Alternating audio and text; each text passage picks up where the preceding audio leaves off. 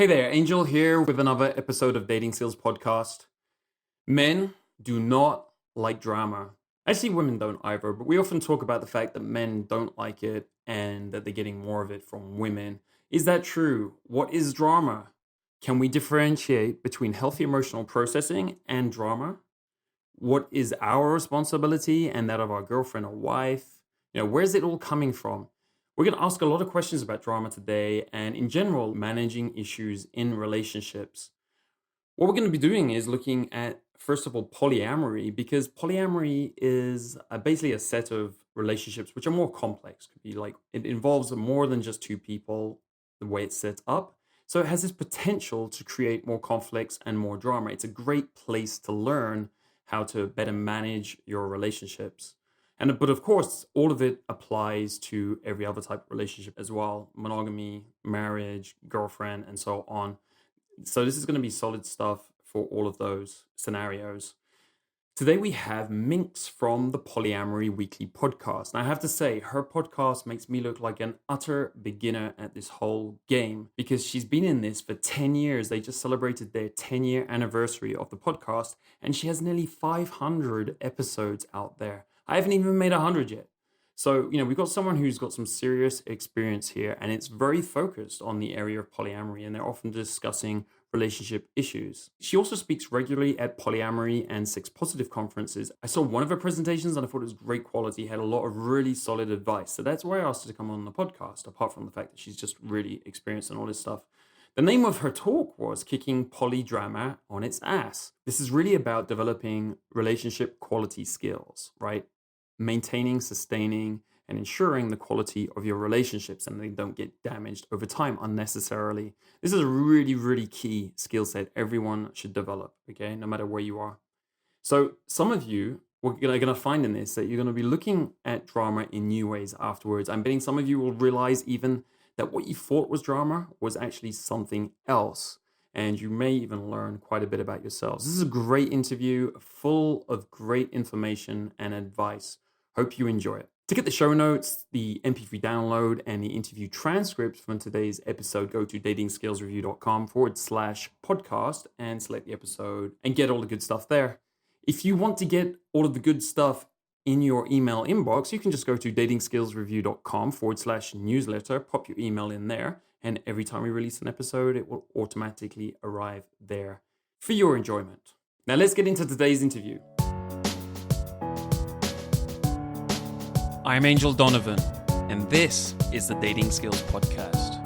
This is a 14-year ongoing mission to discover the truth about what works in dating, sex, and relationships, to become a better man. Join me as I leave no stone unturned, chase down every expert, role model, and mentor with insights to get us to that goal as fast as possible. This show is about bringing you the best of that information, so that you can take it in and change your life for the better, step by step, episode by episode. Hi, Minx. It's so great to have you on the show. It's great to be here. Thanks for having me, Angel. Excellent. This is one of the few times we've had a fellow podcaster on the show, so that's always good because I know you've spoken a lot live as well, so I'm sure it's going to be a great conversation. We like to get to know the persons, like a lot of people probably haven't listened to your podcast. So can you give us a few details about yourself? Like, how old are you and where do you live? What do you do? People don't listen to my podcast. I'm shocked. There must be some in the world somewhere. There's one or two somewhere in the world. Yeah, I go by Minx or Cunning Minx. I am years old. And We'll say that's 39. I'm 46. Okay, cool. I live in Seattle. And I've been doing the podcast for 10 years this month, actually, and poly for slightly longer than that. I actually started the podcast because my first year of polyamory with this amazing guy that I fell in love with and his partner there was so much drama. Every day of the week, it was phone calls and crying and how do we do this and who's not getting attention and just heart-wrenching drama every day of the week. And I decided to start the podcast because I figured if we could save a couple of people some of that drama, then it would be worth it. And it really First, people just kept listening and kept asking questions, and here we are 10 years later. Excellent. I don't know how many hundreds of episodes you have, but there must be quite a stack of them by now. 425. Wow. And you know the exact number. You're like, that's awesome. I'm looking forward to the 500th episode. I bet you are too. That's really a milestone. I don't even think there's that many podcasts out there with that many episodes. So it's a testament to how interesting it is. So guys, if you're interested in polyamory, then that's a podcast to definitely check out and go listen to Minx for a while. So I take it that you're still polyamorous today. Have you been polyamorous the last 10 odd years? And is it something you do on an ongoing basis, just to give people an idea of your dating lifestyle? Well, I self-identify as poly, so it's something I am rather than something I do. There is a question as to there were quite a few years, quite a few years when I was single. So there was a good 5 or 6 years when I was dating and single, and I questioned whether I could still self-identify as poly. But to me, that's kind of like saying, well, if you don't have a partner, are you still gay? Well, no, you're gay. Even if you're not fucking somebody at this moment, you're still gay. And that's how I felt that I'm polyamorous. So even when I was single, even when I was dating a monogamous person and we were monogamous, I still self identify as polyamorous because I just like to keep the possibility open. And the truth is that for me, I know a lot of people feel that they are hardwired to be poly and they've always been poly and it's something that's in their brain chemistry. For me personally, it's more of an orientation. I've been monogamous. It was fine. I had some good and happy relationships when I was monogamous. I find that polyamory just works a lot better for me. I work a lot better when I have a partner, and I frankly really like having his wife around because it's nice to be able to send him home so I can have my private time. It's nice to have his wife to talk to when he's being weird or something's going on, and I could just do a check in with her. She's like, "Oh yeah, he just does that. Just give him a blowjob, nap, and cookie. He'll be fine." So it's really nice having three or more of us. I really like it. It really works for me. Great. You've referred there to the kind of like two girls, one guy type of polyamory, but of course polyamory can be lots of different ways. Is that just kind of the style that has suited you, that you found suits you the best? Yeah, I tend to, for whatever reason, I'm sure that psychologists could tell you all kinds of reasons why. I tend to go for guys that are in an existing relationship, but it tends to work out that way for me. I have dated guys who were single, and it just didn't work out very well for me. I tend to like to date a guy who is married or who has been married in a healthy relationship. And what's really great about that is that he already has the relationship skills. If I'm dating somebody who's in a healthy relationship, then I know that he can make it work. And plus, I have a partner to keep him honest, Yeah, yeah, right? right. So, It sounds like also that you're quite independent. You said, you know, you like your time on your own sometimes, and this style could be better for people who are more independent minded. right. There are as many different types of relationships, and I include monogamy in that as well as polyamory, as there are people on this earth. So, one of the things that I think is important to understand is that we get to dictate what our relationship structure is. Society doesn't get to dictate that. Just because society shows you a picture of man, woman, 2.2 kids and a white picket fence doesn't mean that that has to be your reality. You can have extra partners, you can have affairs, you can have lovers, you can have intimate friendships, you can have live in partners, you can have friends who live with you that aren't partners. I mean, you get to set up whatever you want. One of the nice things about polyamory is that once you've broken the societal norm and said, hey, I'm not just going to fuck one person at a time, or I'm not going to love one person at a time, I'm going to be open to all the possibilities and we'll just be honest with each other and work it out. Once you do that, then you could kind of throw those traditional structures out the window if you want. So there are plenty of poly people that look like your monogamous friends. My partner and his wife certainly do. And I look fairly vanilla and straight laced, and I just don't happen to be. So you can construct your relationship in the way that works for you and in the way that's healthiest for all the people involved. It doesn't have to look like everybody else's. Great, great. Well said. So it's interesting that you first got into your whole Poly Weekly podcast because of drama. In my kind of polyamory years, I struggled with the drama also and kind of flitted between going monogamous again and then going back to polyamory because of it. It was the main factor in those kind of relationships which didn't suit me. I'm not a huge fan of drama. But of course, I think one of the things about what you learn about drama and dealing with it and perhaps avoiding it in polyamory is that those types of relationships often are a little bit more complicated from that aspect. And so everything you learn there can be applied to monogamous, simpler kinds of relationships and is on the whole applicable. Would you agree with that? Yes, I would say that drama is drama. It has more to do with the people involved than with the relationship structure. Plenty of monogamous people, just read your Facebook feed. There are plenty of monogamous people Yeah. that go through plenty of drama with regard to their relationship without the benefit of polyamory. Now, because polyamory is a more disruptive relationship structure, there is the propensity for more drama at first. But I really find that if the people involved are honest and consenting and self confident and self aware adults, that it's very easy to keep the drama to a minimum.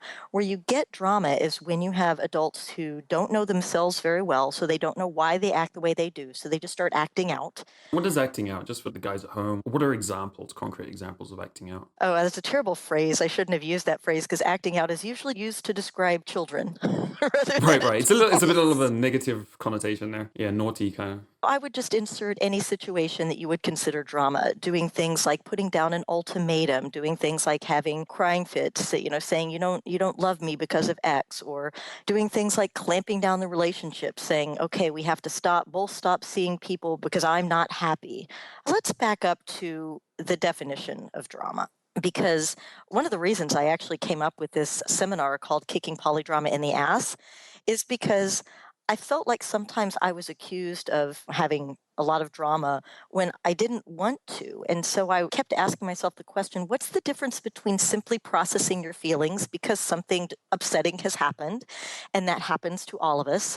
What's the difference between processing those feelings and what we use the derogatory term drama to describe? My partner, Lusty Guy, actually came up with the best definition I've heard, which is drama is simply adding amplification to emotional reactions. And so, one of the examples I like to use is we all have emotional reactions, and that's okay. It's normal to have an emotional reaction in a time of extreme stress or when you get surprised. So, for example, you're in a car accident and you're rear ended. So, most of us, even when we have something shocking, physically and emotionally shocking like that happen, we're still able to act like an adult. So we check to make sure that we're okay. We get out of the car, we check to make sure the other person is okay. We call 911 if needed. Maybe we can even exchange insurance. And then we go home and we cry or we drink, right? Now, an example of adding drama to that would be jumping out of the car and screaming at the other driver, "Why do you hate me?" So, most of us can keep from doing that, can keep from throwing a tantrum or from making it personal or from adding amplification to a particular event. Does that make sense? It does, and I think it's a very important topic, especially. I think this is kind of stereotyping, but I think it is kind of the case, is that a lot of guys tend to say that women are being overly dramatic and they're causing drama, they're being overly emotional. But I think women can be more emotional, and it's just natural, as you say, and some guys too, but it just tends to be women who are so. I've had girlfriends who are pretty emotional, but once you appreciate that they're just like that, it doesn't have to become drama. So I think a lot of the times guys are kind of putting this frame on something where they're saying, oh, like, you're just being dramatic again. Where in fact, as you said, they're just kind of processing their emotions and that's the way they are. And That's why I mentioned earlier it's about having a level of self awareness. Because I think in those situations, what's going on is that, in your example, the men are having a reaction to the women's emotions. The women are experiencing their emotions like people do, and the men don't realize they're actually having an emotional reaction to their partner. Because a lot of men, in particular, are programmed to have strong reactions to, for example, women crying. It's not uncommon for a man to accuse a woman of being manipulative through tears.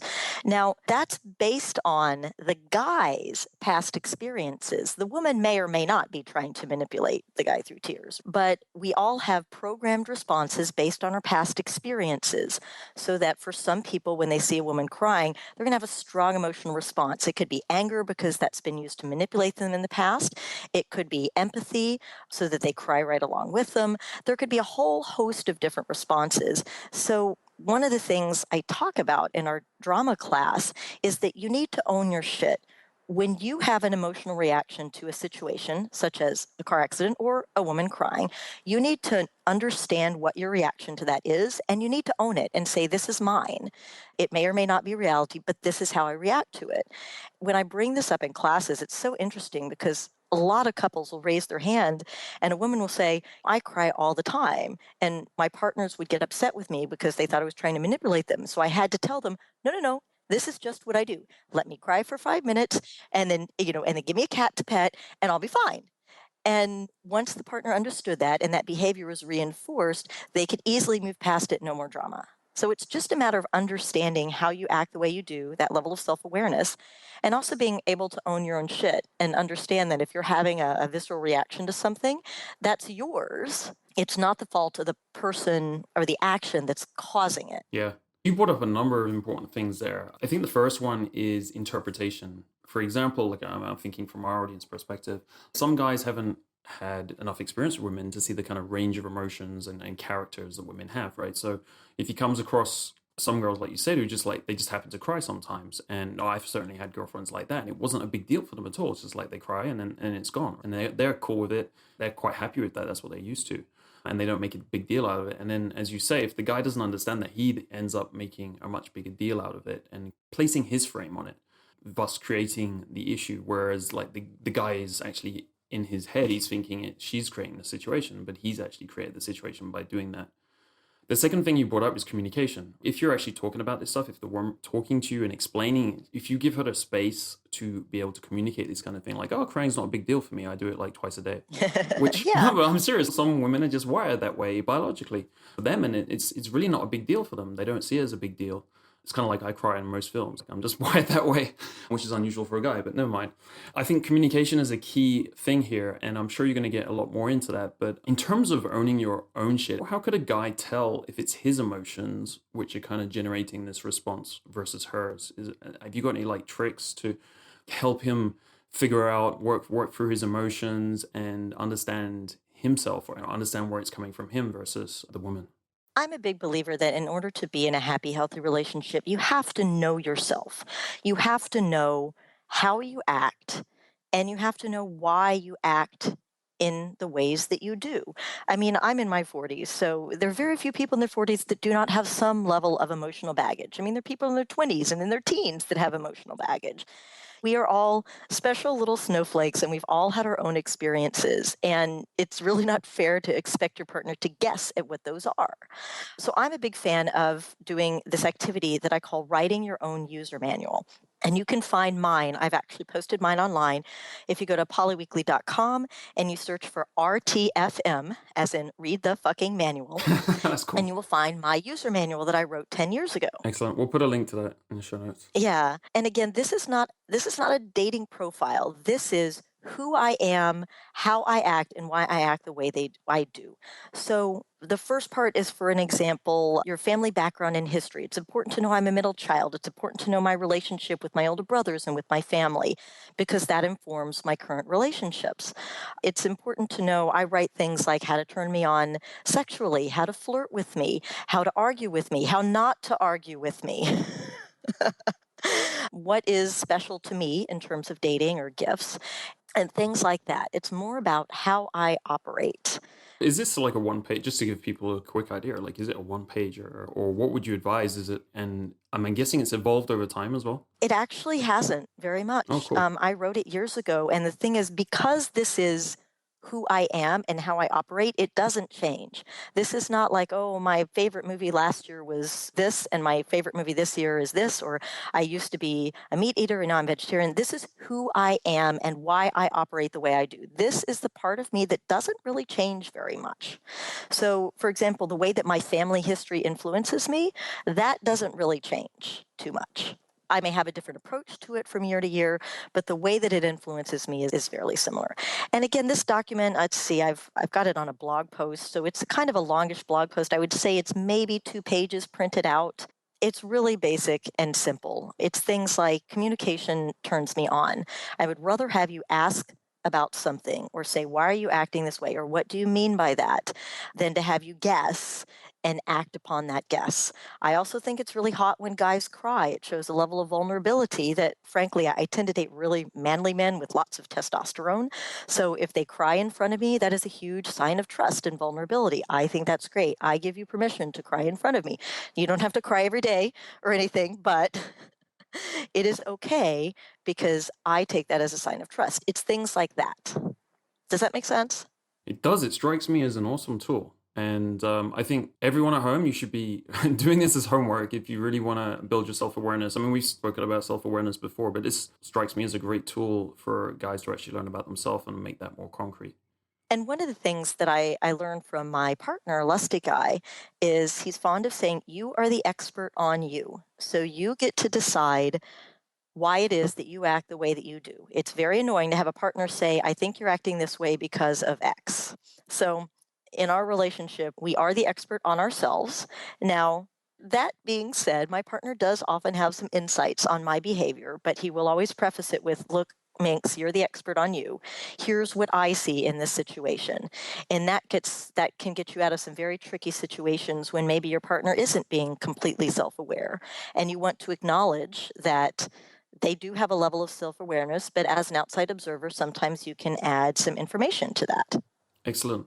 So when would you use this? First of all, it strikes me just as an exercise everyone should be doing, and if even if they're not going to show it to anyone, because then in their conversations with their partners, whoever it is, they're going to be able to get things straight. Because I think a lot of people don't have those kind of things straight in their heads, and when they're written down, it becomes a lot more concrete and less fluid, and it's kind of like these set boundaries. And so, first thing is, it's great to do at home, but in terms of introducing that to your partners also, is there anything you've suggested in the past, or is it just like I said, just through conversations?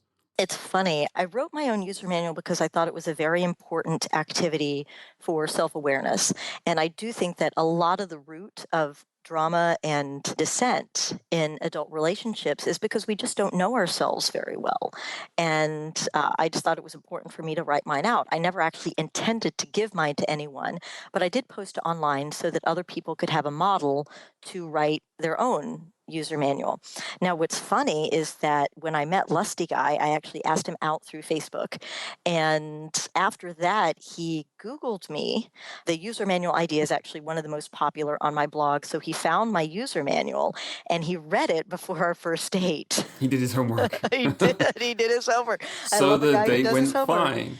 And the way he tells the story, he was sitting with his wife saying, "Oh my God, look, she's giving me the keys to the kingdom. It's all right here." And he's fond of saying that if a woman is kind enough to give you the keys to the kingdom, you damn well better read them and follow them. So he actually showed up on our first date wearing a kilt and a poofy shirt because I specify in my Oh How to God. Flirt with Me section that I like a guy in a kilt and a poofy shirt and quoting The Princess Bride. So he did all of those. And when I realized that he'd read my user manual, it took me a second. I'm like, "Oh, wow, he showed up wearing a kilt and a poofy shirt," which is for Seattle not that weird, but it's kind of specific. And then I realized that he must have found my user manual and I turned 20 shades of red. But he actually came with questions and said, "Okay, I've read it, I've studied it, I have some follow up questions." I don't know, that would make, I can imagine that made for a very interesting date. Once I got over my initial embarrassment, it actually made the date go very smoothly. Everything that was in the user manual are things I probably would have eventually brought up as we dated, but it would have happened over time. And some of them he probably would have stumbled over or found accidentally versus just having it written out. So he really appreciated it. But that being said, Yeah, and they could have been landmines, like you kind of said earlier. exactly. This is just sort of my way of keeping you from hitting the landmines accidentally because your last girlfriend liked this and it was great for her. And maybe it's a trigger for me. And so I just want to save you from having that experience. But that being said, the way I feel about it is just as you said, that it's a great experience in self awareness. It makes it easier when things do come up for you to be able to describe your background and explain why it is that you act the way you do. I never intended to give this to anyone, and I don't actually recommend giving it to somebody before a first date, but I know plenty of people who do that and they say it works out very well. But I do think it's a great exercise just for yourself. When and where you decide to show this to anyone else is up to you. I don't have any specific recommendations for that. Hmm. I can see some applications for it, but before that, have you seen guys using this? Like, have you conversed with people from your podcast who've done their own and been talking about it, just to give us a gauge on that? Yeah, a few of my listeners have sent me in their user manuals, and by and large, most of them are women, but there was about 20 to 30% guys that sent in their user manuals, yes. Excellent, excellent. Yeah, just to make sure guys understand that. I think it's a great thing for guys to do. And what's funny is a couple in particular wrote it, but they wrote it in a language of a user manual, which I thought was fabulous. They're like, okay, if X occurs, then make sure you do X. If Y occurs, then do this. If Z occurs, then call support. Yeah, that makes it at least a bit humorous as well. That's kind of It was useful. really fun, actually, yeah, and it was very handy, actually, especially for people who have things like a medical condition where you do need to know what to do in the case of that medical condition, and you do need to, A, know where the medicine is, B, know what the procedure is for dealing with it, and C, know what the wife's phone number is so that you can call her. That's actually very handy to put in Yeah, here. yeah, absolutely, absolutely. So a couple of contexts I was thinking it would be you could be more forward with it. And the first is online dating. If you're getting lots and lots of messages, I found it's good to put more of your online manual, your user manual, in your profile, and it kind of filters that a lot out, right? So you get more people who are relevant. And also, if you're very time conscious and you don't want to be going on dates with people who are potentially have put up a different front to how they actually are, and then it's going to be a waste of time going on the date. And I found that's pretty useful, like putting more stuff out, which is really critical to you. So it's basically this kind of stuff. And it'll turn people away naturally that aren't relevant. Yeah, I could see that. The second one is actually conversations I've had on dates where we've started discussing this within the first 10 minutes, and it ends up being a great date. You were saying with Lusty Guy, it was a great date. But I think it's a specific to people who I think mostly have been polyamorous or been involved in that kind of community sometime, or are just very, very mature and very self aware. Because it's not the kind of things you can bring up with everyone. Not everyone's used to this kind of way of talking. I would argue a bit with that and say that most people do appreciate honesty in the dating world. Some may be taken aback because they're not used to it, and that's true. Maybe this is just my own personal bias, but if somebody doesn't appreciate my level of honesty, then I probably don't want to date that person. If you want to play games, then I'm not about that. I'd rather just be honest up front and let you know who I am so you can take it further or reject me right off the bat. But I suppose some people do like to play games when they date and play that little game of chicken. I've never been very good at that. Right. I've never enjoyed it, so Right. I couldn't really speak to that. Yeah. Some people I feel like it's not that they want to play games, it's like they don't have a comfort level with being direct, I feel. And they also don't want to upset the emotional vibe of the date. And so they don't feel comfortable with some kinds of straight talk, which they feel like, that's the kind of stuff you leave to relationships. Whereas some people feel very comfortable with that kind of stuff. So that's where I was coming from. I don't know if that helps fit with your world a bit better. Yeah, I could see that. It's not how I function, to be sure. And to me, having a level of discomfort with honesty, I mean, I'm not talking about being blunt, right? I'm not talking about, oh, your ass looks fat in that dress. I'm just talking about being upfront about you in particular. If somebody doesn't appreciate that, I guess I just, maybe it's because I'm in my 40s. I just don't have the patience for it. I think it's sexy. I think communication is sexy. I think being honest and direct about what you want is sexy. I don't think it adds to the mystery, personally, to have polite conversations and to avoid these topics and to hit the landmines.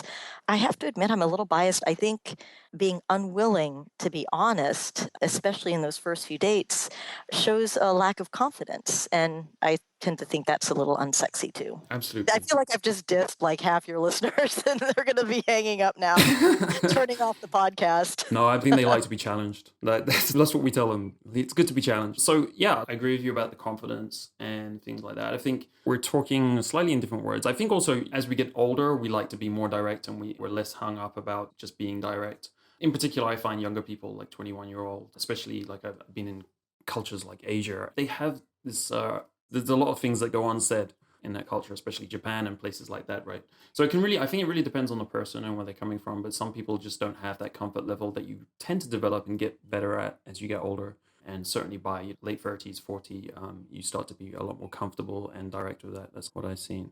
So anyway, I wanted to get into more practical stuff. If you decide that there's drama going on and you decide that it's the other person, we talked a little about what's drama and what's yours and what would be coming from them. What should you do if you decide that your partner or the person you're involved with is causing some kind of drama? How would you tackle it? Well, The first thing I would say is let's back up a little bit and talk about more ways to prevent drama. So you've got your user manual, you have your self awareness, you are honest about who you are, and you're owning your own shit. It's also important to communicate. I call it communicate early and often. So it's important to have regular points of communication when there is not drama, because it's a really easy way to head off drama at the pass. So something that Lusty Guy and his wife do is they have had a regular date night once a week for the last 30 years that they've been married. And so they will actually do a state of the relationship talk. So they go on a date night and they do a state of the relationship talk. So they say, hey, how are you feeling about things? And it's great because this is a non threatening, non escalated format in which you can bring up things that might just, they're tiny, they're not a thing yet, they're not drama yet, but they may be teeny tiny small things that are bothering you. And you can, in a non threatening and non escalated environment, make your partner aware of them. For example, well, I'm a little stressed about money right now because the paychecks haven't been regular, or I'm getting a little annoyed because you're leaving your clothes on the floor a little bit more than usual, or I'm a little stressed because your brother's coming to town next week and we don't get along, or it's been a while since we've had sex. It's okay, but I'm getting a little concerned. So I just wanted to bring that up. And it's such a good idea. I thought it was brilliant that they do this. They bring these things up once a week just to have an awareness of the state of the relationship. This is not a time when they sit and discuss things for 3 hours. They bring it up. The partner says, okay, yeah, I can see that. I've been feeling that too. Okay, good to know. And that's it. You don't have to have a big talk. You don't have to come up with a solution. Just the fact that the people are involved are aware of what's going on and have acknowledged out loud that there's a small thing that may later become a big thing means that everyone can take ownership and be aware of that. And I find that doing things like that heads off 90% of drama at the pass. Yeah, I could definitely see that. And you're speaking about specific habits in relationships, which sound very great. Habits were very cool. But that rule, What if you're not doing that? yeah, yeah. If you're not doing that, what you said before, it still counts. It's like bring it up at the first sign, and it's way better to even as soon as you spot it, even if you don't have these weekly meetings, which would be the ideal. You could just bring it up on the spot, right? The first time you kind of notice it. And that's another bit of advice too, is bring something up at the first sign. Do not wait until it's escalated. One of the things I say is that weird and unidentified is okay. Very often, when something's not working, we just get this feeling that something is a little off, but we don't know what it is, and we can't quite put our finger on it. It's important to say something then, even if what all you're saying is, I feel a little weird. I feel like something's off. I don't know what it is. Now, some people can find that frustrating because you're like, okay, what am I supposed to do about it? No, nothing. Just be aware. This is just a statement. And usually when that's brought up, you'll both figure out what it is very quickly. Now, to address your actual question, which I so rudely avoided before, what do you do when, fine, you haven't done those things, and now you've got drama? You've got something that blew up in your relationship, and it's a big deal. So, one of the things that I just think is whenever I teach this kicking polydrama in the ass class, I always say that if you only walk away with one thing from this class, we actually give 5 tips for combating drama. If you only walk away with one, it would be this, which is one I mentioned earlier: own your own shit. When you're having some type of disagreement or you're having some type of emotionally heightened situation, own your own shit. Now, my definition of that is take personal responsibility for understanding, diagnosing, analyzing, and stating the emotions that you are feeling at the time. Understanding, diagnosing, analyzing, and stating your emotions.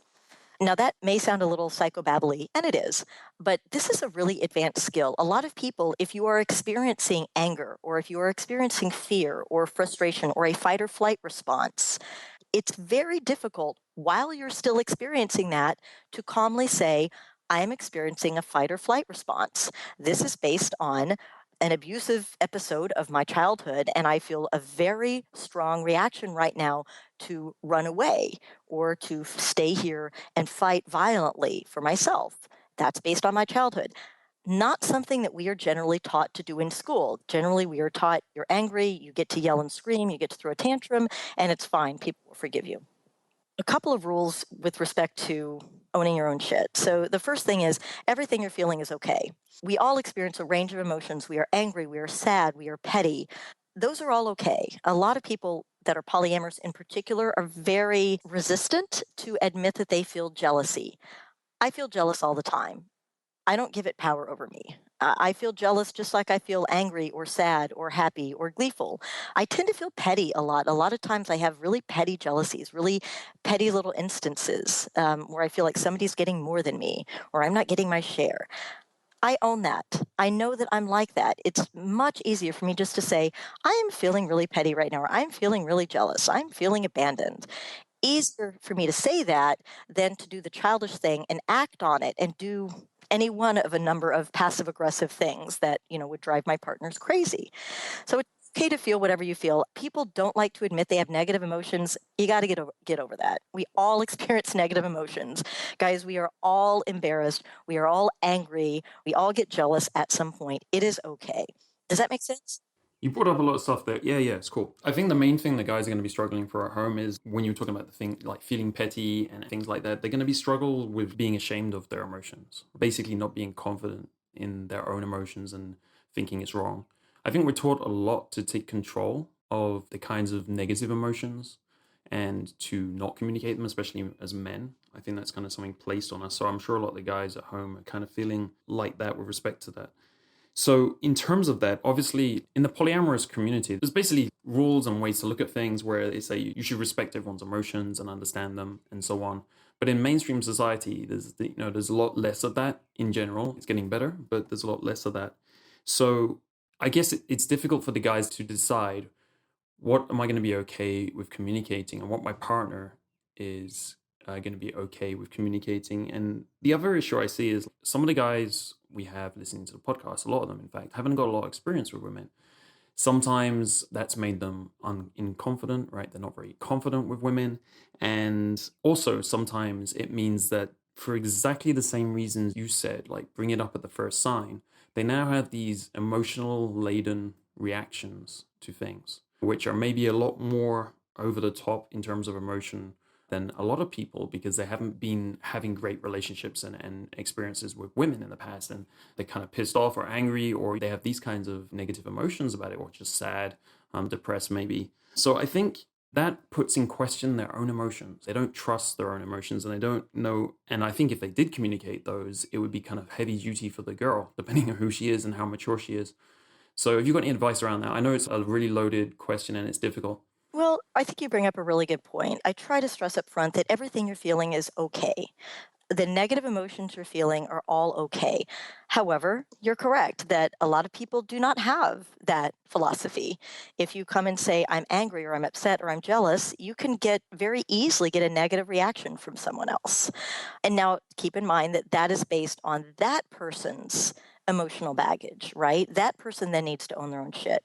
And one of the things I point out in terms of shit owning is that I think this is a healthy and good thing for all adults to be able to do, whether it's in your intimate relationships, at your job, with your family. I think this is just a good thing to practice all the time. If you're not comfortable doing it in your romantic relationships, practice it with your familial relationships. Yes, mom, you're right. I didn't do the dishes. That's absolutely right. I should have. I apologize. In the office, own your own shit. Yes, I am the reason that this project was delayed for 3 days. Please don't blame anybody else. I got caught up in other things.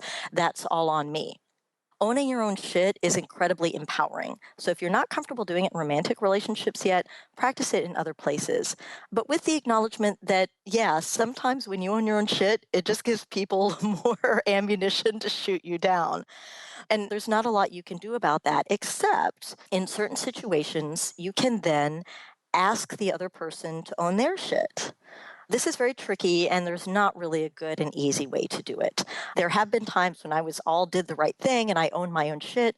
And I was like, yeah, I have to admit I was feeling this. And this was with a metamor who was my partner's wife, metamor being my partner's partner with whom I am not romantically involved. There was one relationship in particular where she and I were just always butting heads. We never really got along, despite all my efforts to do so. I think I probably pushed a little too hard, to be honest. But this is one situation where I was owning my shit, even though it was really, really hard to own my shit, because whenever I did, she would blame me. Like I would come up and say, this is what I did. I was feeling this way. I'm sorry. It really wasn't right. And she would look at me and say, yeah, you're right. You are a terrible person. That was the wrong way to act. You're really awful. There's always a chance that that can happen. And it really does not feel good. It's not a pleasant experience. But I'm a big believer that taking personal responsibility for myself, not for anyone else, but only for myself, is incredibly empowering. So, what I've done in those situations is things like, okay, I've said that I believe it takes two people to make a miscommunication. So, I've owned my part. This is what I did wrong. And you've agreed with that. Is there anything you can think of that maybe not that you did wrong, but that maybe next time you might be able to do a little bit differently, knowing what you know now? And sometimes that would garner a response. What it strikes me, I mean, one of the very important things of this, no matter if, say, you have got some emotions which are a bit overcharged compared to the norm and you want to communicate those, if you have good approaches to communication, and you've been giving us examples of those, but I don't know if you have a distinct structure that you think about which reflects owning your emotions and not pushing on someone else. I don't know if you've seen the courses Nonviolent Communication by Marshall Rosenberg, because it seems like some of the things, the way you're talking, it sounds like you've seen some of that information and you've been doing something similar. Basically, do you have structures you could give us now which would help, even if we have got a really strong emotion and we're trying to communicate it, that it won't basically cause a reaction from the other person and create the drama we're trying to avoid? I'm not a psychologist, and I would highly recommend there are a couple of really good books out there. There's one called Difficult Conversations. I was just recommended one called Crucial Conversations, Nonviolent Communication, as you said. And if you want to get that level of detail, I would recommend something like that.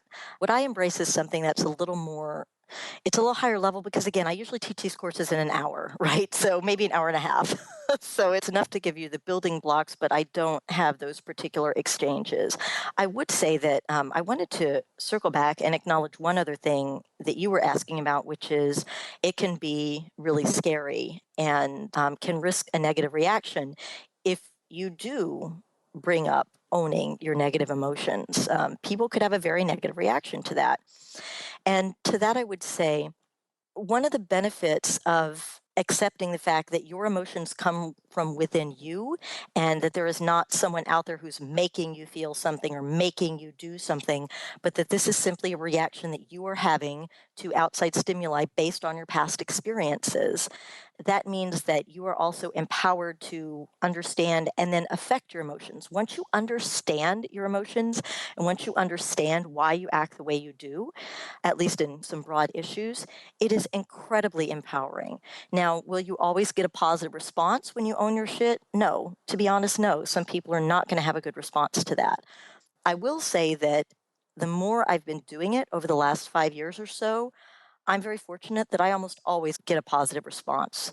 There have been very few times when Lusty Guy and I have had anything that would be called an argument because we tend to hit things off at the pass by communicating early and often.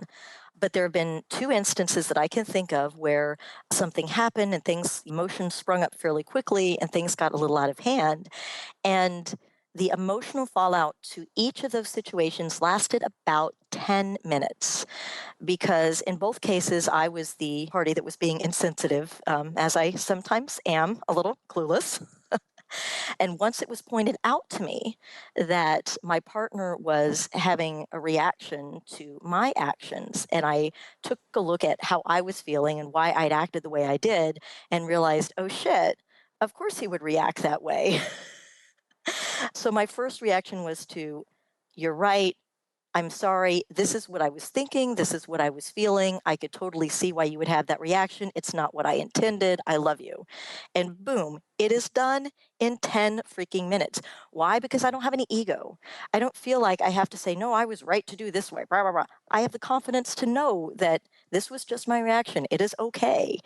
It's not my fault that my partner had a bad reaction to something I did that was maybe a little insensitive or not what he needed. That's okay. That shit happens. And taking the ego out of it and just being able to understand that I acted this way, that's okay. I still love myself. It makes it so easy for me to just say, shit, you're right. I'm sorry, not what I meant. I love you. Here, have a cookie. So much easier. Yeah, and one of the reasons that was possible was because the way he spoke to you he wasn't emotionally charged about it, right? So he wasn't creating a reaction. He was Oh, he emotionally was? Oh, charged. so you He were being was responsible very there. upset. He was very upset, Okay. but while he was emotionally charged, he was owning his shit. While he was so upset that he felt like running away, he was standing there in front of me owning his shit, saying, "This is how I feel right now. I am feeling this way based on how you just acted." So even though he was in an extreme emotional state, he could still describe his emotions and own his shit, which meant that It sounds like he's kept his calm though. You know, he he did. he hadn't let it get out of control, and I think that's whenever people don't communicate with calm when they let it get emotionally overlaid. And I kind of feel like we skipped just a little bit on this topic. Is that Yeah. one of the reasons that you have to bring it up early is because you don't want it to come up a few times, and every time they get a little bit more emotional about it, the kind of emotions start brewing, and then once it's happened 10 times, you thought about it more, it's got more and more emotional, and then there's this explosion. And even if you want to talk about it at that time, it's going to be emotional whether you feel calm or not, just because it's been building. Is that the way you look at it? It's not so much about being calm, it's having that ability to experience a negative emotion and at the same time describe it, which I suppose is in a calm tone of voice, yes. But understanding that, especially if you've had a partner who's had some type of abuse or has PTSD, those people learn to feel the trigger to those extreme emotions and be able to describe it at the same time. They learn to do that through therapy. I think we all should be able to do that. So you're right. It's being able to experience your extreme anger or rage and at the same time say, "I am feeling really angry right now." And we should all practice that because it's incredibly beneficial. Because then your partner can react to what you're saying instead of running away because you just punched the wall.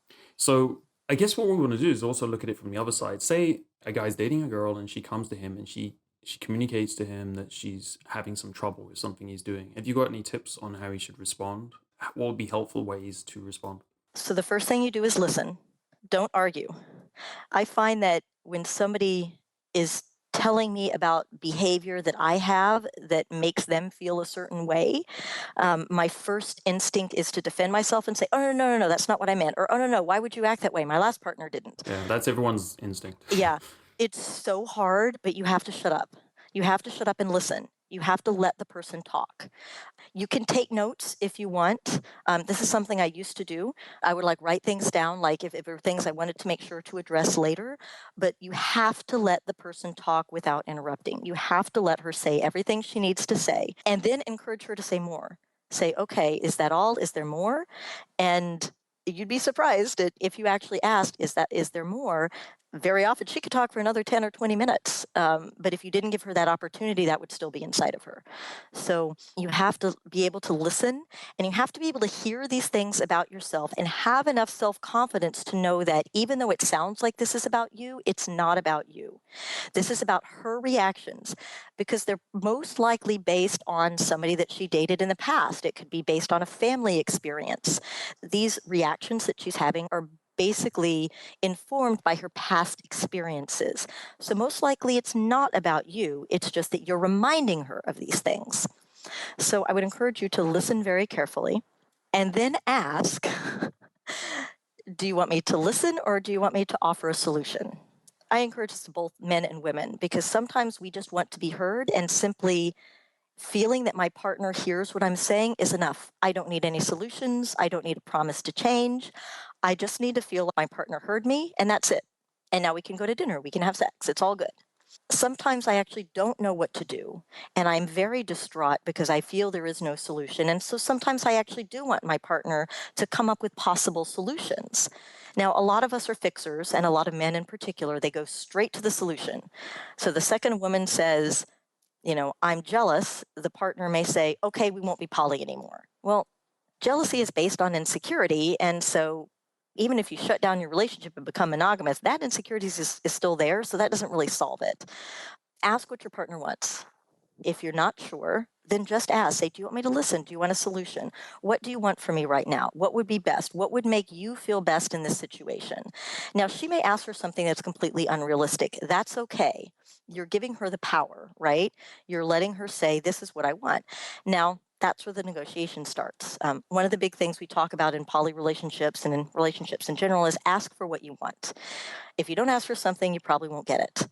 Now, that being said, a lot of people ask in relationships for things that they want, but that they're just not going to get. So you also have to be able to hear a no. If she says, okay, we need to not be poly anymore, and you still want to be poly, then this is when you open up negotiation and say, okay, I hear that you would feel more comfortable if we were monogamous again. Now that you've said what you want, here's what I want. And then you start the process of negotiating. I kind of segued from emotional support into a negotiation, which is a little bit of crossing lines there. But does that make sense? If you're in the midst of drama and someone is upset, you really want to listen.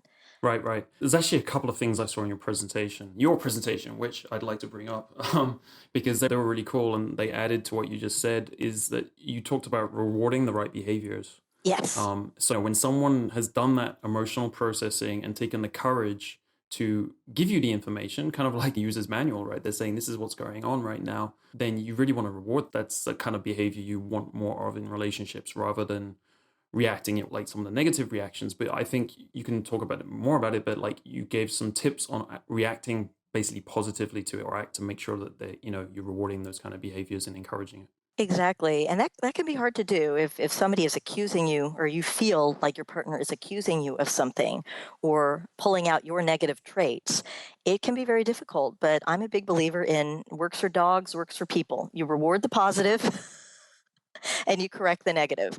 So if someone is kind enough to write their user manual or to tell you what they want or to tell you what they need or to own their own shit, you say, thank you for doing that. I know that must have been hard. Thank you. I really appreciate that.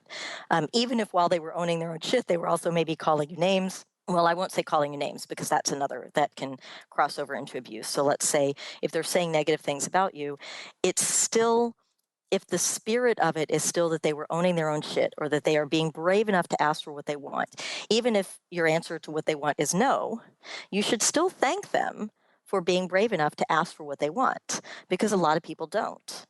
A lot of people will not ask for what they want. They will let the relationship slowly deteriorate. They will start seeing somebody else on the side, and then they'll make you break up with them for a stupid reason because they were too chicken to say what they wanted. So we really should be rewarding this behavior. Excellent. Excellent point. So we're coming up. This has been a great conversation, but we're kind of running out of time. Unfortunately, maybe we should get you back on the show another time, Happy because to. I feel like we've covered half of it. Yeah. So some of the rounding off questions are like, first of all, what are the best ways for people to connect with you and learn more about you and your work? Absolutely. You can find the podcast and all the show notes at polyweekly.com. You can email me at polyweekly@gmail.com. We're also on facebook.com/polyweekly. We're on Twitter at polyweekly. We're on Google Plus, Tumblr. If you search for Cunning Minx or Polyweekly, you'll find us all over the internet. And also, I should say, if can I do a little plug for my book? Sure, go for it. I didn't know you Yeah. had a book. So I have an ebook, which you can also order as a paper book from Amazon, called 8 Things I Wish I'd Known About Polyamory. And what we talked about today, kicking polydrama in the ass, is 2 chapters of that book. It's very short. I'm not even an inch thick. I'm just very tiny. But in that book, we also have, it's the only place where there is a blank template for writing your own user manual. So if you want a little bit of extra help, the book is something like, I think, $8.99. And if you go to polyweekly.com and click on the 8 Things tab, then you'll find how you can order the book. Excellent, excellent. Other than you, who besides yourself would you recommend for high quality advice in this area? Absolutely. So are we talking about books or people, blogs? Absolutely anything. Any references that people might find useful. It could be people that you respect and you've learned from, or whoever. Absolutely. Okay, so let's start with some books. If you're looking at polyamory or some type of non-monogamy, best book out there today is Opening Up by Tristan Taormino. She did an exhaustive study of hundreds of poly couples, groups, triads, and what their relationship models were. Her book is almost more like a textbook. She covers the different relationship structures and how they work so you can get an idea of what structure might work best for you. There's also a fabulous new book on relationship and polyethics out called More Than Two by Franklin Vo and Eve Rickert. Now they're thicker than me. They're over an inch thick, but they cover all the ups and downs of morality and ethics with respect to dating and relationships, and not just polyamory. They cover all types of relationships. And that's one of the best books out there to date. In terms of podcasts, if you're podcast listeners, then I would recommend listening to things like Sex Nerd Sandra has a very fun podcast. Tristan Taormino's has hers is called Sex Talk Radio. And I'm totally blanking. Oh, if you're into kink, And if you're into rope and shibari in particular, my ex-boyfriend, Gray Dancer, still has a great podcast up called The Rope Cast that's all about Japanese rope bondage. Oh, nice. Yeah, that's a little bit of fun there. Yeah. And and I know this is kind of segueing out of the kink and poly are kind of related to me, but you can also, of course, there's Passionate You and kink.com that have all kinds of relationship tips and videos you can subscribe to find out how to do everything from polyamory to rope bondage to how to tie up your girlfriend. So a little bit of everything there. Excellent. Thank you. That's a whole lot of cool references there. And I know opening up, I've had my eye on it to read that for a while, but I haven't yet got to it. Excellent book. Yeah. It's already been said by several people on the podcast. So you're in good company. Final question here. What are your top 3 recommendations to guys starting from scratch? If they have very little knowledge or experience, how would you suggest that they improve their dating lives as fast as possible? Top 3 recommendations. Well, being somebody who is really terrible at dating myself, again, I was single for 5-6 years and I'm just not that great at dating. What I found works for me and what I think works for most people is instead of focusing on your dating skills, working on self-confidence. And the best way to work on your self-confidence is to do things that you love. So, for example, if you're really into I don't know, let's say I know a lot of science fiction geeks. So if you're really into sci-fi, then go to the sci-fi meetup groups, go to the sci-fi conventions, start a meetup group yourself, start a sci-fi book club. Do things that you are really passionate about. And doing those on a regular basis, especially if you're doing something like maybe leading a book club or being a regular member of a group that people know and like and trust, that tends to make us more confident with who we are. I think a lot of issue with dating is that we worry that the other person isn't going to like us, so we feel like we have to be a certain way. And I found that what works best for me is when I just go do shit that I love to do. I'm a big salsa dancer, so I go out and salsa dance. I like going to independent theater, so I'll go grab a friend and I'll go to see some tiny black box theater production that only has 50 seats. And when I am doing those things that I am into with people that I like and care about that I'm not dating, that's when I always meet the people that I want to date. And it usually works out much better if I meet people in those instances, because when I am out at the theater, when I'm out salsa dancing, then I am my best and happiest and most confident self. So you're kind of setting the stage for yourself for your own success. And what's important, though, is that I don't go to those things in order to date. I have never dated anybody I've met at a salsa club. I go there because it makes me happy and it makes me a confident person. Now, it did happen that I met my partner, Lusty Guy, when I saw his one-man show. But again, if I'd been sitting at home moping saying, why can't I date anybody? Because at that point, I had been dateless and sexless for over a year, if you can believe it.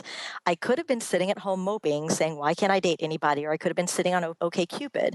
But instead, I went out and did something that I loved. I got a friend and I made a date to go to the theater. That's when I saw him on stage. And that's when I thought, hey, you know what? I am awesome. I could ask that guy out.